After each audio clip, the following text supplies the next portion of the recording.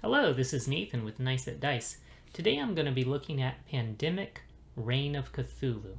Now you may be familiar with Pandemic, very popular cooperative board game about traveling the globe, trying to control the spread of disease. Well, Reign of Cthulhu is a re-implementation of that game using similar game mechanisms and rules, but the theme has been changed to be set within the Cthulhu mythos, a sort of science fantasy horror universe created by the writer H.P. Lovecraft. I'm going to show you a general overview of how the game plays, and then I'll give you my thoughts about the game, how it stands on its own, and how it compares to the classic Pandemic. Let's take a look. So this is an example of how the game may look when you first set it up. You have figures representing the player characters that start at the train station in Arkham. You have 12 of these cultist figures that are going to appear at different locations on the board. And you have one of these Shoggoth figures, which is going to be somewhere on the board. You have over here what's called the summoning deck. This controls where the cultists and the Shoggoths appear. Some of them have already been discarded because that's how you randomly determine the placement of them at the beginning of the game. You also have player cards here. Players are going to be drawing cards from this deck. And you have up here cards that represent the old ones, the ancient alien gods that the cultists are trying to awaken. Now, the object of the game has to do with the fact that the board has these various locations on it, but it's split into 4 different towns. So you have Arkham up here, you have Innsmouth, Kingsport, and Dunwich. In each of these 4 towns, there is a gate that the cultists have opened to another dimension. For example, you have the old mill in Dunwich, or in the park in Arkham. One of the things you can do on your turn is move to a location where there is such a gate and discard 5 player cards matching the town you're in. For example, 5 of these green Arkham cards for the gate in Arkham, and that will seal the gate, which you indicate by putting this X token over it. So now that gate is sealed. If you seal all 4 of the gates before anything would cause you to lose the game, then you have won the game. Congratulations. Now there are many ways you can lose the game, however. So for example, there are these cultist tokens on the board. You have a supply of them at the beginning of the game. If you ever need to place more on the board and you have no more in your supply, then you lose the game. You also have 3 of these Shoggoth tokens. If you ever need to place a 4th, then you lose the game. You have these player cards. If you get to the bottom of this deck and you haven't accomplished your objective, you lose the game. And you have these old one cards. You flip them over as the game progresses, and if you ever flip over the final card, which is always Cthulhu, then Cthulhu awakens and brings about the end of the world, and you've lost the game. As you go through the game, you also have this character cards that represent the character you're playing as.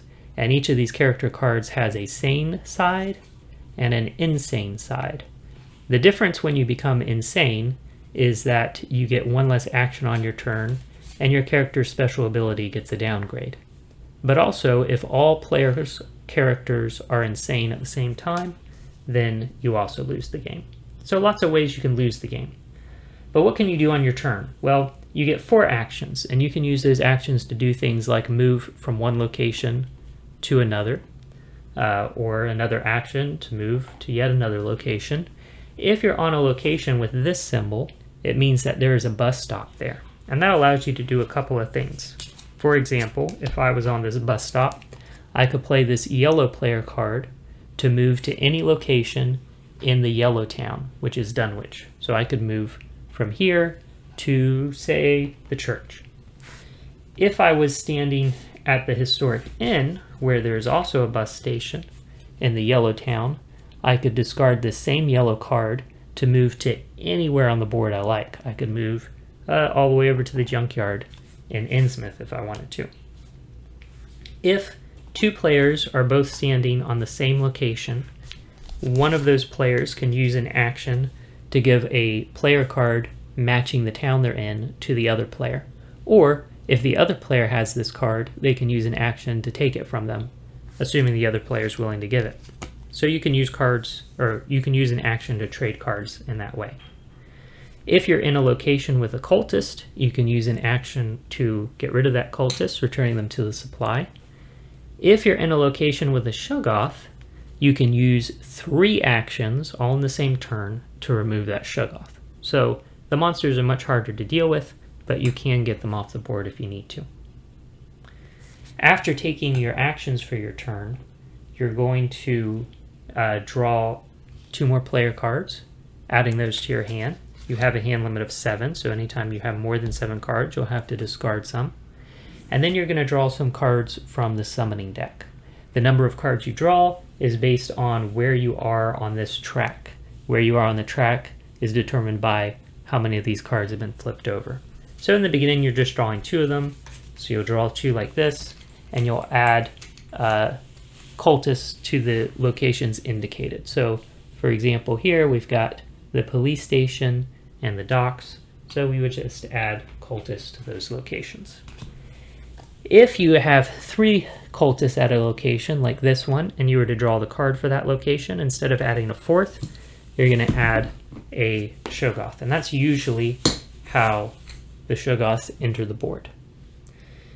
As you go through the player deck, you will occasionally draw one of these cards, which says Evil Stirs, and then it gives you some directions. The first direction it gives you is it tells you to roll the sanity die.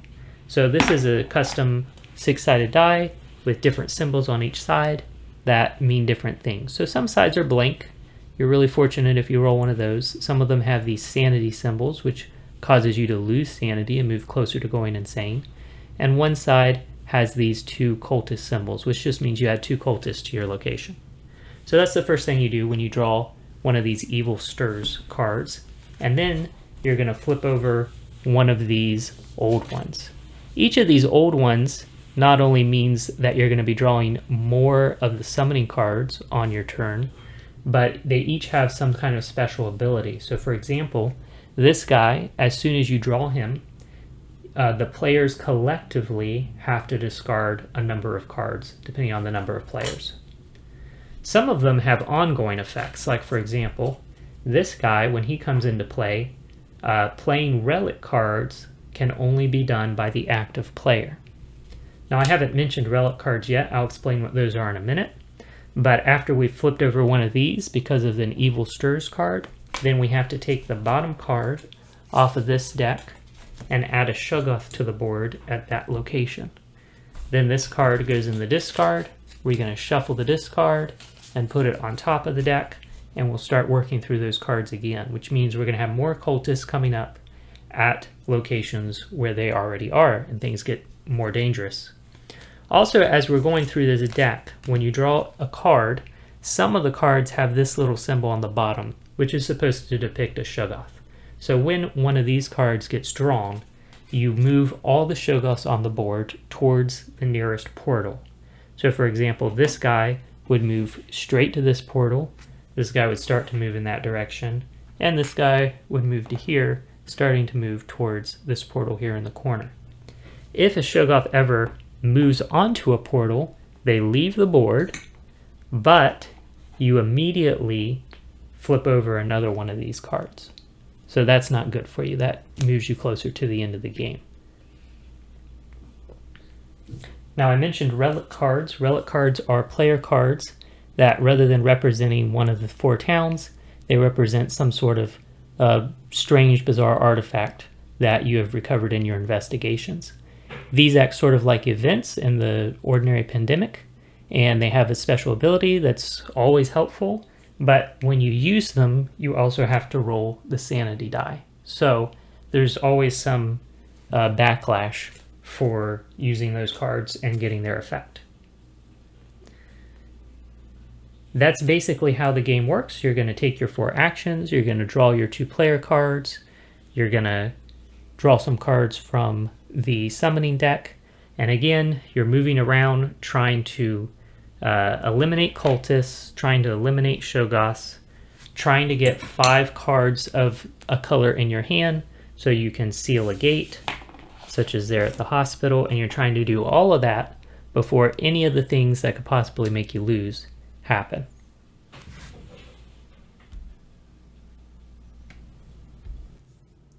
So the first thing that stands out from Reign of Cthulhu is definitely the production value.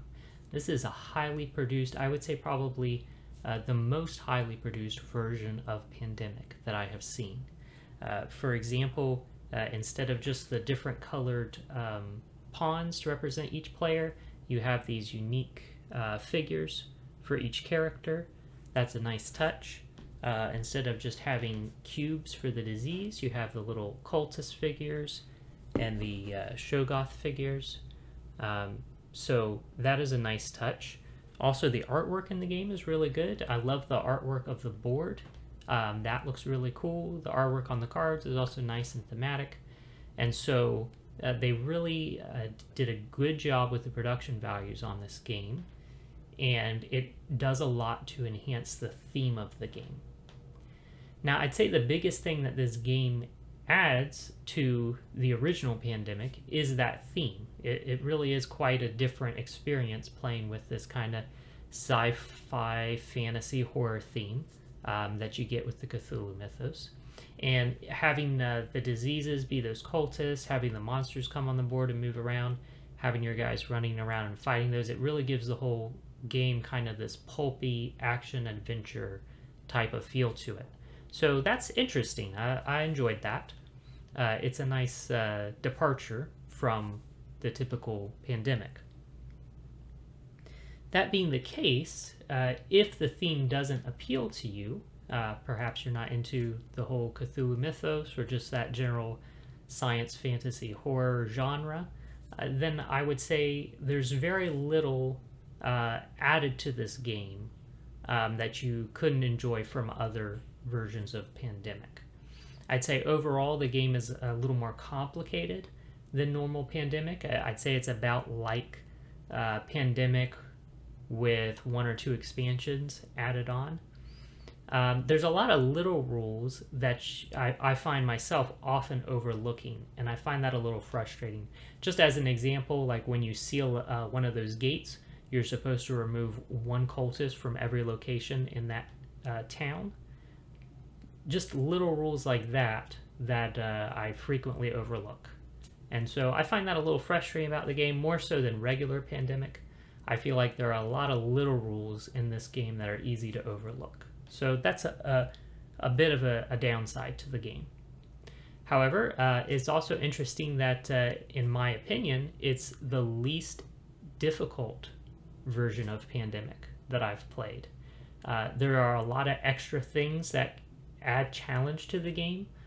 For example, instead of just tracking outbreaks and automatically losing the game at a certain number of outbreaks like you have in regular Pandemic, instead in this game you're flipping over those cards that represent the old ones, those ancient alien gods that are being awoken. And it's interesting how each time you flip one of those over, there's some kind of new rule added to the game, maybe something you have to do right away or some permanent effect now on the gameplay. So those are interesting. They add a lot of variety to the game, and they also create more challenge as you play the game. However, I feel like the designers made an effort to sort of counterbalance that added challenge by removing some of the normal challenge of Pandemic. For example, very specifically, the fact that instead of having player cards that are for the individual locations in each town, instead all the player cards are just for each town, if that makes sense. So normally in a typical game of Pandemic, you might have like a region that's North America, and you might have Washington, D.C. as a specific city in that region. And so in the player deck, there would be one card, maybe two, depending on what variation of Pandemic you're playing, that is Washington, D.C. And the reason that's important in a regular game of Pandemic is because if I want to hand that Washington, D.C. card to another player, we both have to specifically be in Washington, D.C. Just being in the region of North America is not good enough. Or if I want to travel somewhere using that card, I have to specifically be in Washington, D.C. and use that to travel somewhere else in the world, or I have to use that card from somewhere else in the world to specifically travel to Washington, D.C. A lot of that gets bypassed by having the player cards basically keyed to the whole region instead of a specific location within the region. So now if I have a red card, it doesn't matter which red location we're on, which location in the red town we're on, as long as me and another player are both on any location in the red town, we can hand that card back and forth between us. And so that just makes it so much easier to accomplish your primary objective, which is to get 5 cards of a color and seal the corresponding gate. Or like in regular Pandemic, getting those 5 cards and curing the disease.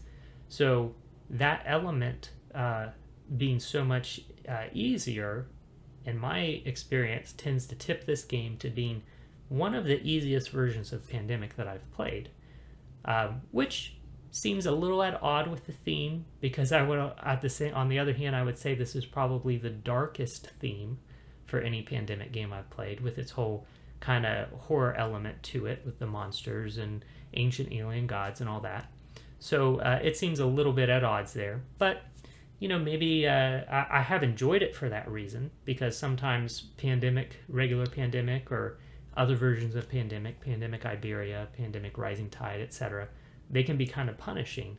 And so to be able to break this out and have kind of like this pulpy action-adventure game that's a little bit on the easier side, I think it has some value and some merit for that reason.